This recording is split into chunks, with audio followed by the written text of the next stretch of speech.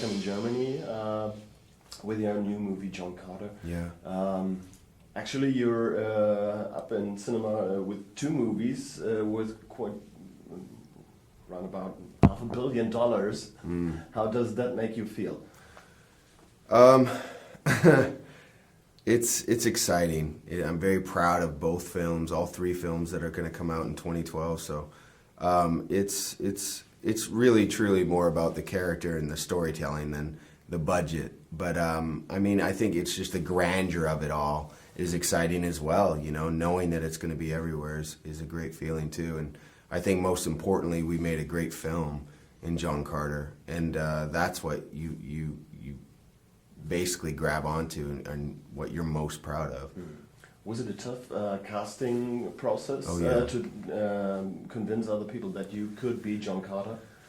Absolutely, and once you read the script and understand how important, obviously playing the lead, and you're in every scene of this film, you understand why the casting process was so intense. But yeah, it's my job to go in there and fight for it, and fight for these jobs that you feel speak to you as well.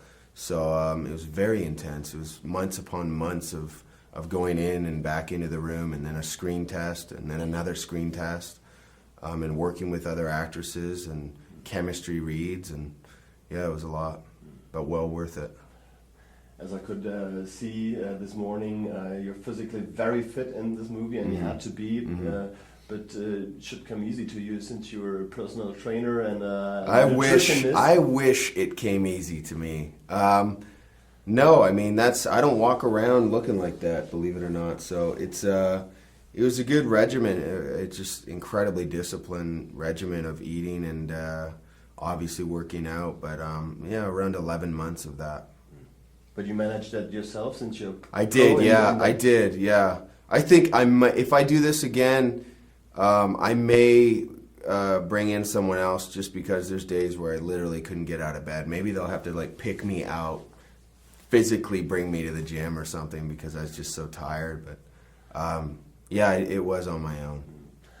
We've seen several actors in the last few years that underwent physical transformations for movies. Like Christian Bale stands out there. But yeah, also, he does. Daniel Craig, for his last movie, he put on a few pounds just to get rid of them for the next movie. Would you consider doing that also? Getting fat for a next movie, getting unfit, so to speak? Well, I did a small independent called the Bang Bang Club where I lost 35 pounds and played a drug-addicted photojournalist. So I'm more than willing to do it if whatever's honest to the character is what is necessary. Yeah. For sure. Yeah. For John Carter, you also researched into the history of Civil War veterans, soldiers that went through that. What did you find out there, and is it much different from what soldiers nowadays experience? I think it's entirely different, on so many levels. The hand-to-hand combat, we don't have that much anymore, you know what I mean? It's more of from afar, through technology, of course, right? And just the diseases and the health and the food or lack thereof and everything else, I think it was an entirely different war. Arguably the worst, you know. Now the movie's full of special effects. How much of the movie actually did you experience on set? How can you experience what the final movie will look like if you're just playing opposite tennis balls or unfinished effects? Right, I think the difference was what Stan did was put it in a live setting, and I think that's an enormous quality that the film brings, is that you do feel that we're out in the middle or on Mars, you know what I mean? And we shot on these locations, obviously not on Mars, but these dry lake beds in the middle of nowhere in the desert. And through technology only, we could do that because you have a Willem Dafoe on stilts doing that stuff with me. So it was incredible to be a part of that, and obviously that feeling and that energy you're definitely going to feel in the film for sure.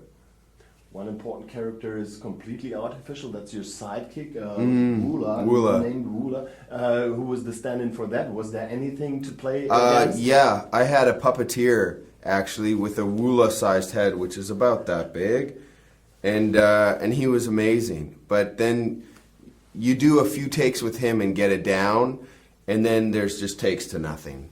they need to take him out to do the effects as well. So there's a lot of that where he's just not, he wasn't even there to me, just an eye line.